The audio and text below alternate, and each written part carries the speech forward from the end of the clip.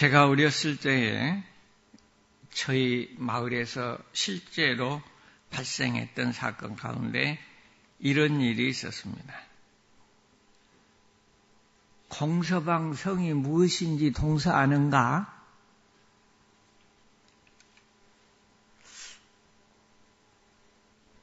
둘째 동사가 대답합니다. 글쎄, 이름은 제철인데 형님한테 물어봐야 되겠네. 이렇게 대답했습니다. 이런 얘기를 하면 사람들이 많이 웃는데 여러분들은 아무 감정이 없으시네요. 그것은 센스가 뭐예요? 형광등이기 때문에 그렇습니다. 공서방성은 뭐게요? 공시지. 그런데 웃지 못하는 여러분들은 좀 둔한 거예요. 이럴 텐데. 공서방성이 무엇인지 모르겠다는 거예요. 그냥 듣고 보니까 자기도 공서방성을 한 번도 들어본 적이 없어. 이름은 제철인데. 이런 일이 실제로 있을 수 있는 얘기입니다. 말씀을 준비하면서 이 생각을 해봤습니다. 아마 여러분들은 예수를 믿는 사람은 누구나 다 예수님에 대해서 예수님이 누구신지 잘 알고 있는 것으로 생각을 하면서도 실제로는 예수님을 모를 수 있다고 하는 사실입니다. 그래서 오늘은 예수님은 누구신가? 라는 주제로 생각을 해봤습니다.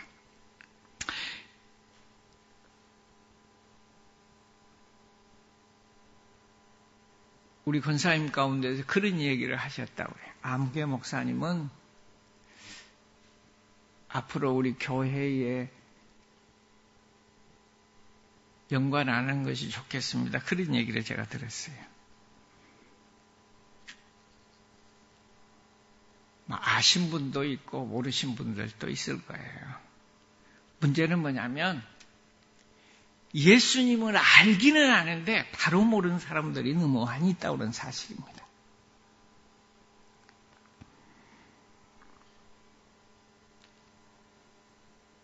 예수님은 오늘 말씀해 보면 성경에 예언된 대로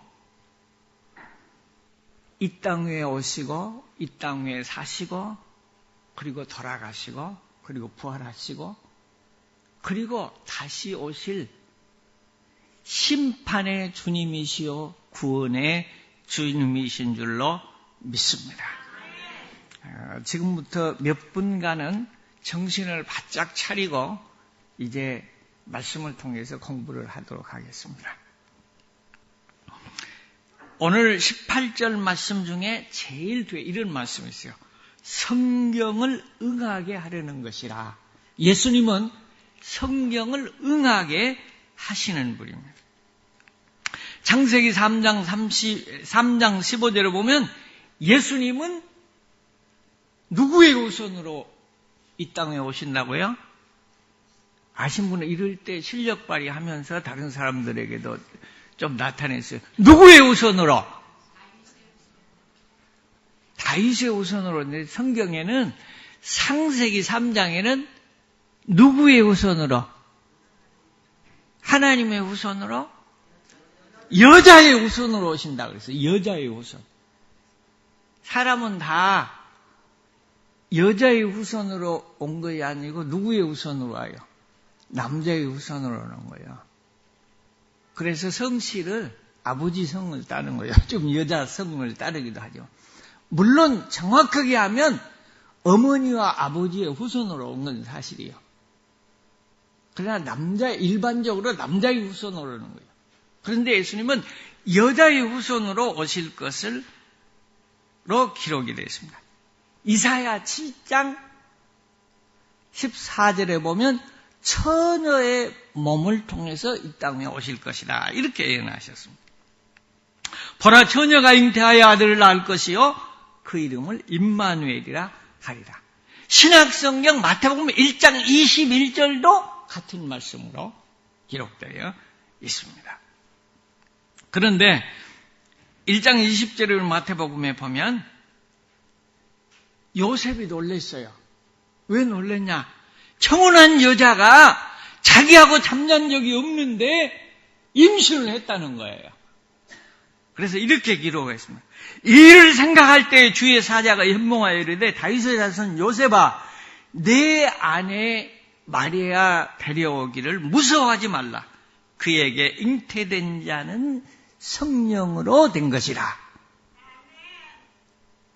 아버지를 통해서 이 땅에 온 것이 아니라 마리아라고 하는 동정녀 처녀의 몸을 통해서 이 땅에 오시리라고 예언된 대로 예수님은 이 땅에 오셨습니다. 그러므로 예수님은 모든 생명, 사람을 포함한 모든 생명체가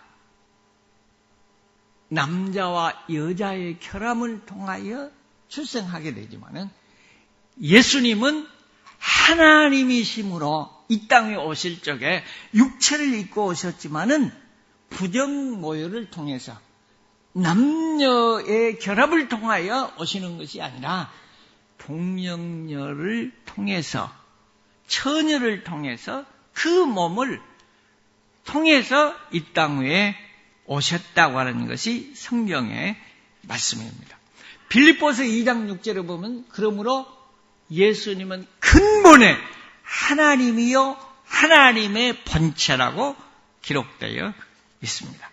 창세기 1장 요한복음 1장 13절 1절에서 3절에 보면 이렇게 기록되어 있습니다. 태초에 말씀이 계시니라. 이 말씀이 하나님과 함께 계셨으니 여기에 태초라고 하는 것은 이 세상이 생기기 전 영원 무궁 전을 얘기합니다. 처음 태초에 말씀이 계시네. 이 말씀은 원어에는 로고스예요. 태초에 말씀이 계셨는데 이 말씀이 하나님과 함께 계셨다고 그랬습니다. 그러면 하나님이 아니에요. 이 말씀은. 성부가 아니에요. 하나님과 함께 계셨습니다. 이 말씀은 곧 그런데 하나님이시라고 그랬어요. 그래서 하나님은요. 희한한 이름이요. 하나님은 엘로힘인데 복수예요. 하나님 들이에요. 그러면서 성경은 한 분 하나님이라고 말씀하세요. 그래서 좀 어려운 얘기지만 이 말을 표현하기를 삼위일체 하나님이라고 우리는 그렇게 표현합니다. 트리니티. 예.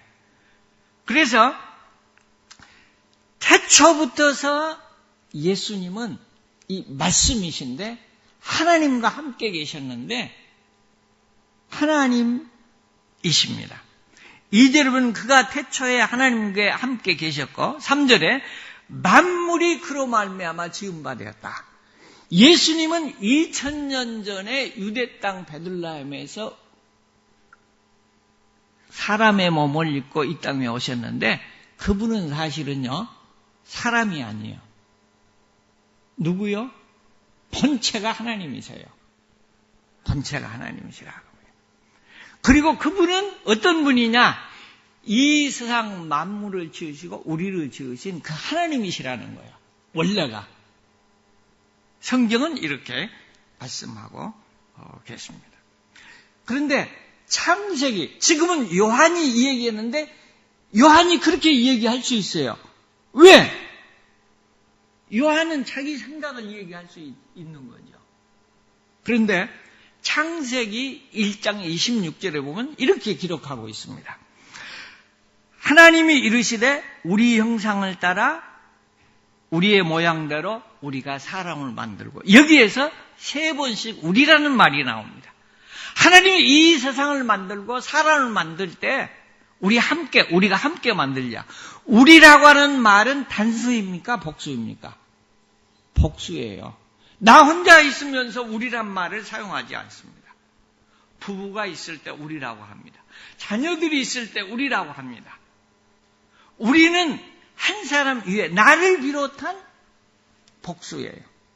여기에 보면 창세기에 붙어서 예수님은 하나님이시고 우리이십니다. 피조물이 아니세요.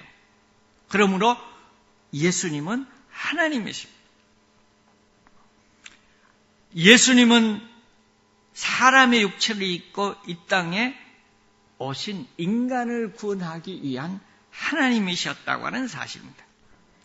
요한복음 3장 17절에 보면 하나님이 그 아들을 세상에 보내신 것은 세상을 심판하려 하심이 아니라 그로 말미암아 세상을 구원하게 하려 하심이라. 예수님인 하나님이신데 이 땅에 오신 것은 우리를 구원하시기 위하여 오신 하나님이신 줄로 믿습니다. 요한복음 14장 6절에 예수께서 이르시되 내가 곧 길이요 진리요 생명이니 나로 말미암지 않고는 아버지께로 올 자가 없느니라. 그러니까 예수님을 통하지 않고는 하나님께, 다른 말로 천국에 갈 수 있는 길이 없다고 하는 말씀이십니다. 사도행전 4장 12절에도 기록하기를 누가는 다른 이로는 구원받을 수 없나니 천하 사람 중에 구원받을 만한 다른 이름을 우리에게 주신 적이 없다고 말씀하십니다. 그러므로 예수를 믿어야만이 구원받는 줄로 믿습니다. 예수님은 구원자이십니다. 여러분, 사람들은 생각할 때 권사나 집사나 장로님, 목사님이 천국 가는데 훨씬 더 유리할 것으로 생각할 수 있습니다. 근데 그러지 않습니다. 목사가 부러운 것이 아니에요. 장로님이 부러운 것이 아니에요. 여러분, 미국에서 최고로, 아마 최고인지는 모르겠어요. 아무튼 위대하게 성공한 목사님이 현 시대 목사님 조엘 오스틴 목사님이에요. 존경받기도 하고 또 그 방송에도 나오고 이렇게 해요. 근데 그분은 어떤 예수를 믿느냐 그러면 예수님만 통해서 구원받는다고 하는 것은 독선이다, 고집이다 이렇게 얘기합니다. 그러나 성경은 뭐라고 말씀하냐 그러면 예수 외에는 구원이 없다고 얘기합니다. 어떻게 보면 굉장히 미안한 얘기예요. 왜? 우리에게만 구원이 있고 당신 종교는 아무것도 아니다. 그러나 성경은 뭐라고 해요? 이 세상 모든 사람들은 피조물이요. 우리가 배울 점이 있는 훌륭하고 귀한 분일 수 있습니다. 그러나 하나님이 아닙니다. 예수님은 사람의 몸을 입고 온 완전한 육체를 가지고 온 인간이기도 하셨지만은 그 본성이 하나님이십니다. 그러므로 예수 믿는 길 외에 구원이 없는 줄로 믿습니다. 성경을 많이 안다고 천국 가는 게 아니에요.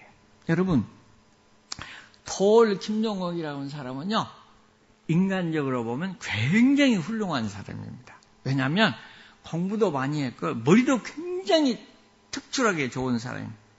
그리고 세계적으로 유명한 대학, 하버드 대학을 나온 사람이에요. 그래서 그 사람은 굉장히 유명한 사람이에요. 그리고 훌륭한 믿음의 가정에서 출생했고 그가 목사보다 더 실력이 있어요. 성경적인 실력도 사실은.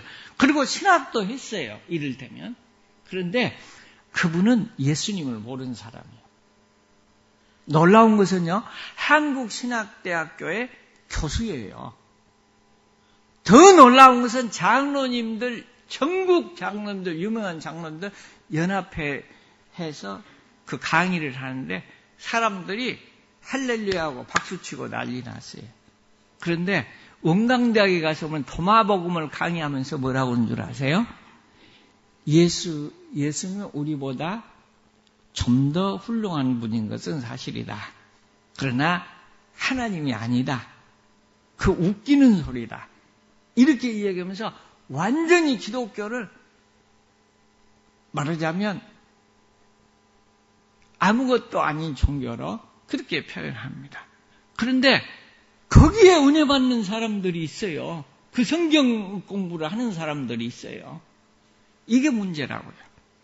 우리는 예수님을 바로 알아야 돼요. 예수님은 하나님이시고 예수님은 구원자시고 예수 밖에는 구원이 없는 줄로 믿습니다. 이것이 가장 중요한 거예요. 죽을 때라도 우리는 예수 믿어야, 예수님을 영접해야 천국 가는 길이 생긴 줄로 믿습니다. 저희 친구 가운데 김명식이라고 하는 친구가 있는데 아직도 예수를 믿지 않는데 너무너무 귀한 친구예요.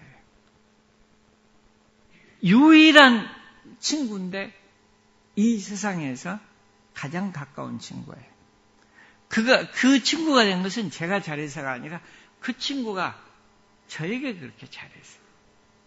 그런데 그 친구 얘기가 뭐냐면 이름이 갑자기 생각이 안 나는데 문성근의 아버지 문 목사님이 이름이 누구죠? 예? 아니 문선명이 아니지. 문성근의 아버지는 그 동생은 문동환인데 갑자기 생각이 안 나네. 예, 문익환 목사는 형사로 따라다니면서 이렇게 했는데요.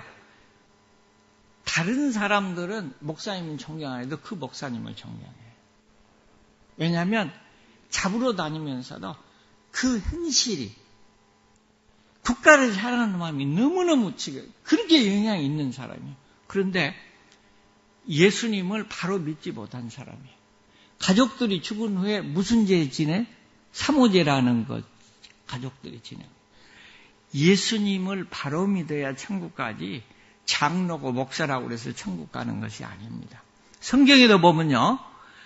예수님을 가장 많이 알고 존경받고 했던 사람들. 서기관과 바리새인들. 11조 하지요. 또 금식하지요. 구제 많이 하지요. 성경을 어마어마하게 많이 알죠. 사람들에게 설득력 있게 능력 있게 행하죠. 당시대에 존경받는 사람이 영육간에. 그런데 예수님은 뭐라고 한 줄 아세요? 독사의 자식들아. 그 말은 뭐예요? 지옥 백성이라는 말이에요. 여러분, 예수를 믿지 않기 때문에 예수 믿어야 구원받는 줄로 믿습니다. 다른 건 다 이뤄도 이것은 알아야 됩니다. 예수님만이 우리의 구원자시요 예수님만이 길이요 진리요 생명인 줄로 믿습니다. 다른 거 다 몰라도 이거 죽을 때라도 어떤 분은 이런 분들이 있어요. 너무너무 잘 믿고 존경받고 자타가 인정하고 종교생 잘했는데 마지막 죽으면서 예수님을 부인하는 사람들이 있습니다. 무섭지요, 놀랍지요. 그런데요, 믿음이 아무것도 아닌 것 같은데 예수님을 진짜 믿는 사람이 있어요. 저는 놀라운 것은 작년에 저희 큰누님이 돌아가셨어요. 89세로. 우리 집은 단명합니다. 70이 넘은 사람이 70이 돼서 돌아가신 분이 딱 한 분 계시고 평균 나이가 50세예요. 그렇게 돌아가셨어요. 근데 제가 장수합니다, 지금. 70이 넘었으니까만. 예. 그런데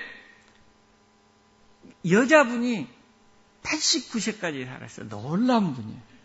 그런데 그 누님이 너무 안타까운 것은 믿음이 없어. 집사인데. 그리고 물질을 너무 사랑해. 너무 안타까워요. 그런데 너무 감사한 건요. 죽을 고비를 몇 번 지내시는데요. 사경을 헤매일 적에 있잖아요. 자기 의식이 없을 때. 그때 두세 번 그런 경험이 있었는데 그때는요. 하나님만 찾아. 온전히. 이런 사람이 복받은 사람이요. 구원받은 사람이요. 여러분, 왜 잘했는데도, 충성하는데도, 성경을 많이 하는데도, 충성하는데도 문제가 있습니까? 딱 한 가지입니다. 여러분, 다른 설교는 못 들어도 그냥 잃어버리더라도 이거 한 가지는 분명히 아십시오. 바로 믿는 믿음은 무슨 믿음이냐 하면 내 기준에서 판단하는 거예요. 내가 기도 이마만큼 했으니까 다른 사람 판단하고, 내가 이마만큼 충성했으니까 다른 사람 판단하고. 이것은 영적인 신앙이 아닙니다. 그건 무용. 아무 소용없어요. 그러나 하나님 앞에서 내가 진짜 못했어도 하나님 내가 죄인입니다. 그러면 하나님은 그것을 보시고 은혜 베푸시고 용서하는 줄로 믿습니다. 그러므로 회개해야 천국 가는 거예요. 회개해야 깨끗해지는 거예요. 회개는 두 가지 방법이 있습니다. 이건 놀라운 사실이에요. 요한 1서 1장 7절에 그 아들 예수의 피가 우리를 깨끗게 하실 것이요. 예수 믿으면 우리는 천국 가는 구원자가 깨끗함을 받습니다. 믿습니까? 그러나 또 한 가지, 그러면서도 우리는 육적으로는 항상 죄를 짓는 거예요. 너무 부끄러운 점이 많아. 그거는 어떻게 해야 되냐? 예수 믿었다고 해서 죄 지으면 안 돼요. 죄 지은 것은 하나님 앞에 갈 때 죽는 순간이라도 뭐 해야 되냐? 회개하고 해야 되는데, 그거는 성경이 이렇게 예수의 피가 우리를 모든 죄에서 깨끗게 하실 것이요. 깨끗했다고 하면서도 만약에 사람이 죄 없다고 하면 거짓말하는 것이라 그렇게 나와요. 그 말은 앞에 말은 완전히 다른 얘기죠. 근데 그 뒤에 말은 뭐냐? 9절에 뭐냐면 우리가 우리의 죄를 자백하면 깨끗할 것이요. 우리가 자백할 때 깨끗해집니다. 우리의 죄는. 그래서 죄는 크게 두 가지, 나누면 두 가지인데 영의 죄와 육의 죄가 있습니다. 영의 죄는 예수를 믿음으로 깨끗해집니다. 육의 죄는 내 입으로 시인하고 잘못했습니다 했을 때 깨끗해집니다. 그럼 우리는 아무리 더러운 옷도 깨끗이 빨면 어떻게 돼요? 깨끗해집니다. 우리는 깨끗하기 위해서 날마다 하나님 앞에 회개해야 되는데, 영적으로 잘못된 사람들은 어떻게 되냐? 열심히 봉사하고 열심히 충성하고 열심히 성경 보고, 그런데 모든 것을 바리새인은 어떻게 하냐면 내 기준에서 행하는 거예요. 내 기준에서. 하나님 기준은 용서의 하나님, 사랑의 하나님입니다. 그러므로 다른 사람의 허물이 많이 보이면 내가 내 죄가 더 크다는 것을 우리는 늘 깨달아야지 돼요. 그래서 기독교인은 판단할 자격이 없는 거예요. 근데 대부분 열심히 할수록 다른 사람을 판단한다고. 내가 기도한 만큼 저 사람은 기도 안 했다. 내가 봉사하는데 저 사람은 아니다. 나는 이렇게 헌금하는데 저 사람은 아니다. 나는 성소주의라는데 저 사람은 아니다. 안타깝게 생각하면 그 안타까운 게 아니고 그거는 영적으로 바르새인에 속해 있다는 것을 생각할 줄 알아야 됩니다. 그래서 하나님 앞에는 내가 죄인인 것을 고백할 때 하나님이 은혜를 베푸시고 하나님이 축복해 주시는 줄로 믿습니다. 예수님은요, 모든 것을 다 아신다고 성경에 기록되어 있어요. 오늘 본문 말씀에도 19절에 지금부터 일어나기 전에 미리 너희에게 일러두면, 일어나기 전에 미리 일러둔다는 사실. 예수님은요, 본문에 보면 누가 나를 팔 것도 아세요. 심지어는 가룟 유다가 팔 것도 아세요. 근데 예수님은 정죄했어요? 정죄하지 않았습니다. 불쌍히 여겼어요. 여러분, 사람이 미워지고 정죄를 해주고 자꾸 판단하게 되면 그거는 영적 수준이 다른 데 있는 게 아니에요. 그래서 우리가 하나님 앞에서 나를 바라보면 나는 엉터리라는 것을 생각할 수 있어요.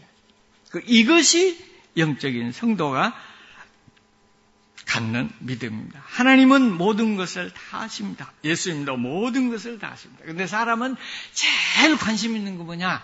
물질이에요. 여기도 보면요. 가룟 유다가 보통 사람이 아니야. 머리가 좋은 사람이야. 그리고 또 인정받는 사람이야. 그래서 경제를 누가 담당했어요? 가룟 유다가 담당한 거예요. 이를테면. 그런데 사람들이 가룟 유다를 아니까 가룟 유다가 지금 떡을 내가 주는 그가 나를 팔리라 이 얘기하니까 가룟 유다가 돈을 많이 사용하기 때문에 경제적으로 문제를 일으키지 않나. 그래서 사람은 항상 자기 관심 속에서 모든 것을 바라보는 거예요. 예. 자, 마지막으로 예수님은 사랑이십니다.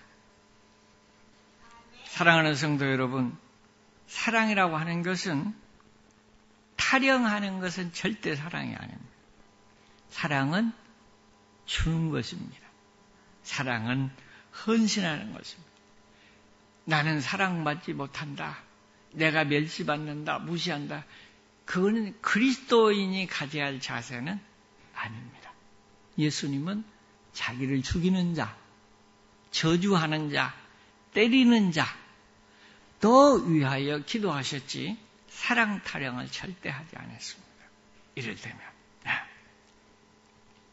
너희가 먼저 사랑하라 하는 사실. 잠언서 8장 17절에 보면 사랑하는 자가 하나님의 사랑을 받고 하나님을 찾는 자가 하나님을 만나리라 그랬습니다. 많은 사람들이 하나님을 사랑하지만은 특별히 사랑하는 자들 사랑하기 때문에 너무 힘들어도 이 성가대 하는 일이 보통 일이 아니죠. 시간이 일찍 나와야 돼. 제약이 많지요. 여러 가지. 그러나 기쁨으로 봉사한 것은 하나님을 사랑하는 연고 때문인 줄로 믿습니다. 북에서 봉사를 하고 충성을 하는 것.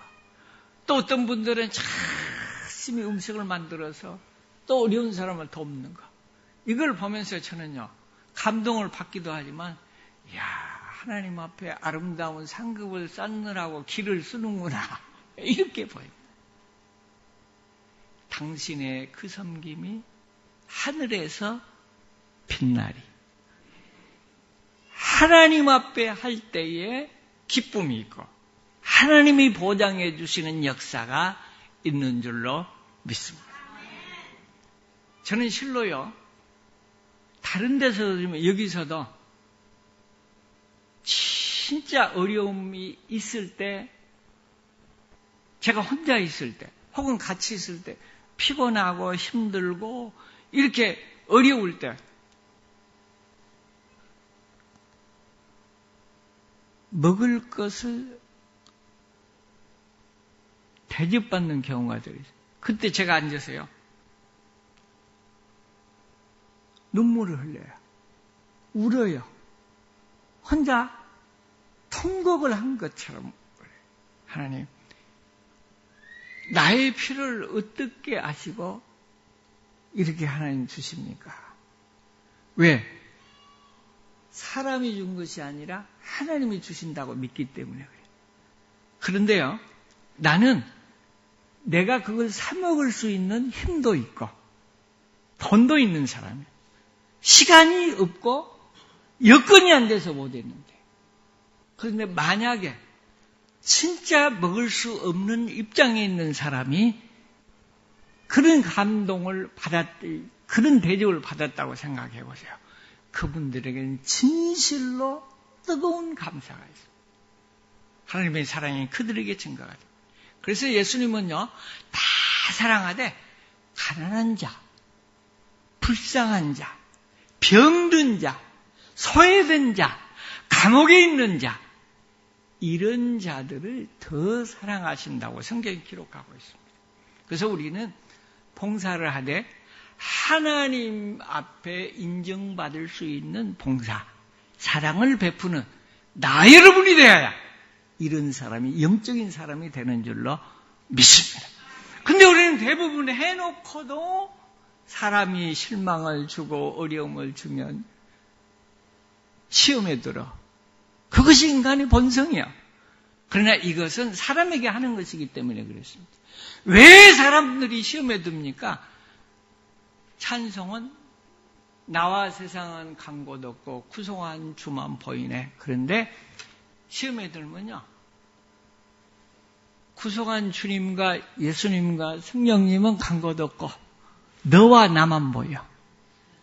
그러니 시험에 들 수밖에 없는 것입니다. 예수님만이 우리의 소망이요, 예수님만이 우리의 희망이요, 예수님만이 나의 구세주인 줄로 믿습니다. 사랑하는 성도 여러분, 마지막 우리의 진실한 사랑은 뭐냐? 영혼 사랑이요. 이 세상에서 가장 간절한 기도는 뭐냐? 죽음 앞에 있는 사람, 병든 자들, 시한부 인생. 이때는 온전함, 간절함이 없는 사람이 없어요. 우리 환자들을 위해서 기도해야 돼요. 여러분, 경제적으로 진실로 어려움 속에 빠질 때, 그때 진실난 기도가 들어요. 어려운 사람들을 위해서 우리가 기도하는 것, 이것이 귀한 기도입니다. 그런데 우리는 대부분 나부터서도 처음부터서, 날 알면서도 그래. 처음부터서 내 가족, 내 자식, 내 식구들, 이건 나쁜 게 아니에요. 성경도 그렇죠. 너희가 선을 행하되 더욱더 믿음의 가정들에게 할지니라.